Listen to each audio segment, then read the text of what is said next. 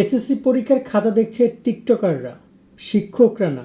টিকটকাররা SSC পরীক্ষার খাতা দেখছে, ছোট ছোট বাচ্চা পোলাপান একজন শিক্ষার্থীর ভবিষ্যৎ নির্ধারণ করছে। আর শিক্ষা বোর্ড, শিক্ষা মন্ত্রণালয় চুপচাপ দেখে যাচ্ছে। এরকম ভিডিও টিকটকে অভাব নাই, যেখানে তারা দাবি করছে তারা নিজেরা এসএসসি পরীক্ষার খাতা দেখছে, এমনকি নিজেদের খাতা নিজেরা দেখছে। যে দেখতে পাচ্ছ যে তারা এগুলো কিন্তু একজন শিক্ষকের কাজ, এই জন্য একটি স্টুডেন্ট সেই কাজগুলো করে বেড়াচ্ছে। সে নিজের খাতা নিজে দেখছে অথবা অন্য কারো খাতা দেখছে। এই যে আমরা টিকটকে অনেক ভিডিও পাচ্ছি, আমাকে গতকাল রাতে এবং এই রাতেও অনেকে আমাকে এই ভিডিওটা পাঠিয়েছে, অনেকগুলো ভিডিও, যে ভাইয়া দেখেন আমাদের খাতাগুলো কী দেখাচ্ছে। ওরা কান্নাকাটি করছে এক প্রকার, যে ভাই আমরা এত কষ্ট করে লিখেছি, আমাদের খাতাগুলো শিক্ষকরা মূল্যায়ন না করে এভাবে টিকটকাররা কীভাবে মূল্যায়ন করতে পারে, এভাবে কীভাবে খাতাগুলো দেখা হয়। এটার কোনো সদুত্তর আমি ওদেরকে দিতে পারিনি।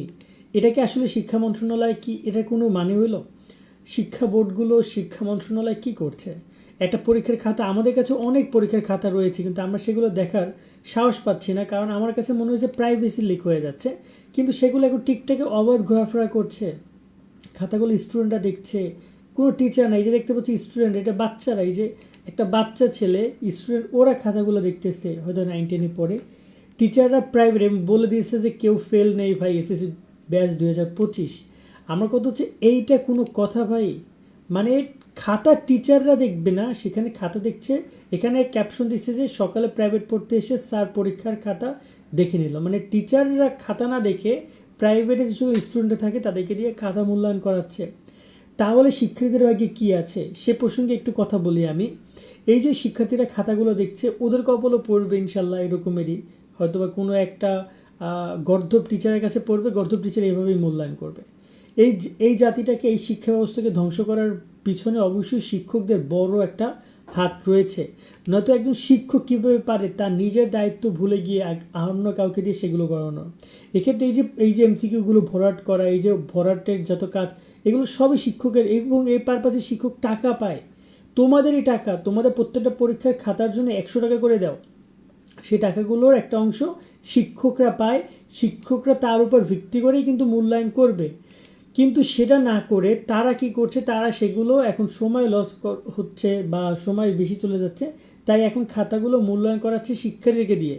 এই যে টিচার না হয়েও পরীক্ষার খাতা দেখার ব্যাপারটা, মানে বুঝো তুমি যে শিক্ষার্থী এখন ছোট, সে এখানে মূল্যায়ন করছে, সেখানে অফ না এক্স কী হবে আর্টিকেল সে অ্যান্সার করতেছে, সে এই করছে। এটা কোনো দিক থেকে এটা কিভাবে হয় বলো? এটা কিভাবে লজিক্যাল হয়? আমি এই বিষয়টা আমি বুঝলামই না। এবং এই যে পরীক্ষার খাতাগুলো, এগুলো বোঝাই যাচ্ছে যে কোথাকার পরীক্ষার খাতা। যেমন এটা ঢাকা বোর্ডের পরীক্ষার খাতা, এর আগে আমরা যেটা দেখছিলাম একটু আগে একটা খাতা দেখছিলাম, এটা মেবি এটাও ঢাকা বোর্ড না, এরকম একটা বোর্ডের খাতা, হয়তো স্পষ্ট বোঝা যাচ্ছে না। যে পরীক্ষার খাতাগুলো আমরা দেখছিলাম, এই যে এটা হচ্ছে মাদ্রাসা শিক্ষা বোর্ডের খাতা, দেখা যাচ্ছে আরবি লেখা। দেন এইখানে আরেকটা বোর্ডের খাতা দেখছিলাম, এটা যশোর বোর্ডের পরীক্ষার খাতা। এই যশোর বোর্ডের খাতা তারা এইভাবে দেখাচ্ছে যে কার জানি স্বপ্ন শেষ, হয়তো বা ফেল করেছে।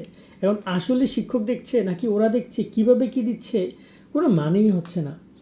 এরকম একটা ছেঁড়া বেড়া শিক্ষা ব্যবস্থা, এভাবে যদি পরীক্ষার খাতা মূল্যায়ন করা হয়, তাহলে আমার মনে হয় কি পরীক্ষার খাতা দেওয়াই উচিত না। লাগলে শিক্ষকদের কাছে বেশি টাকা দিয়ে শিক্ষকদেরকে একটা জায়গায় ডেকে নিয়ে আটকায় দেওয়া হোক 2-3 দিনের জন্য, তারপর শিক্ষকরা সেখানে বসে খাতা দেখা হোক। আমার মনে হয় এটাই করা উচিত। যে শিক্ষা বোর্ডগুলোকে উচিত হবে, যে সকল শিক্ষকের খাতা দেখবে তারা 2 দিনের জন্য কাপড় চোপড় নিয়ে আসবে, একটা ঘরের মধ্যে আটকায় দিবে, তারা 2 দিনে ওইখানে বসে খাতাগুলো মূল্যায়ন করে ওইখানে জমা দিয়ে চলে যাবে। এরকমও কোনো কিছু করা উচিত। এইভাবে একটা কত পরিমাণে বাজে একটা পরিস্থিতি। একটা শিক্ষার্থী 2 বছর কষ্ট করে পড়াশোনা করে, 2টা বছর, তারপর সে পরীক্ষা দিতে আসে, কত প্রস্তুতি, কত টেনশন অভিভাবকের। আমি বুঝতে পারছি না যে আমি নিজেও এসএসসি পরীক্ষার্থী, অন্যের খাতা আমার হাতে, আমি কি ঠকাতে পারি? আচ্ছা, ঠকাতে পারি না, সে ইচ্ছাগত মূল্যায়ন করতেছে, সবাইকে পাশ করাই দিচ্ছে। আদৌ কি করছে? এখানে নাম্বার বেশি দেওয়া কম দেওয়ার বিষয় না, বিষয় হচ্ছে একজন শিক্ষার্থী সঠিক মূল্যায়ন করার দাবি রাখে।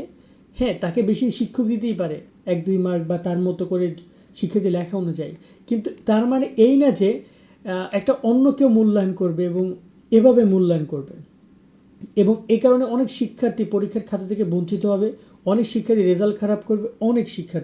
অনেকে তোমরা দেখবা যে পাশ করার যোগ্য না, সে পাশ করে বসে আছে, অনেক ভালো রেজাল্ট করছে। ওপাশ থেকে যে পাশ করার যোগ্য, তার রেজাল্ট খারাপ হয়ে গেছে, এরকম অনেক হবে, অনেক হবে। আমি তোমাকে বলে রাখছি, রেজাল্ট প্রকাশ হলে তোমরা দেখে নিও। এবং তোমরা যদি এগুলো যদি তোমরা টিকটকে সার্চ করো, আমি তো টিকটক ব্যবহার করি না, এবার আমি এই ঢুকে আমার মাথা আগুন হয়ে গেছে, তাহলে কী সব খাতা দেখতে পাচ্ছি আমরা। যাই হোক না কেন, আমি তোমাদেরকে বলবো যে তোমরা ধৈর্য ধারণ করো, তোমরা তোমাদের জায়গায় পড়াশোনা করো। তবে এইটার বিরুদ্ধে শিক্ষা বোর্ড যদি ব্যবস্থা না নেয়, শিক্ষা মন্ত্রণালয় যদি ব্যবস্থা না নেয়, তাহলে এটা থামার মতো নয়। এবং এটা শিক্ষকরা আজকে 1 বছর নয়, এটা আগের বছরগুলো থেকেও শিক্ষকরা এটা করে আসছে। আরে ভাই, তোমাকে টাকা দিচ্ছে খাতা মূল্যায়ন করার জন্য, তুমি স্টুডেন্টদেরকে দিয়ে কেন মূল্যায়ন করাচ্ছ? কোন মানে বালের শিক্ষক হয়েছে তুমি?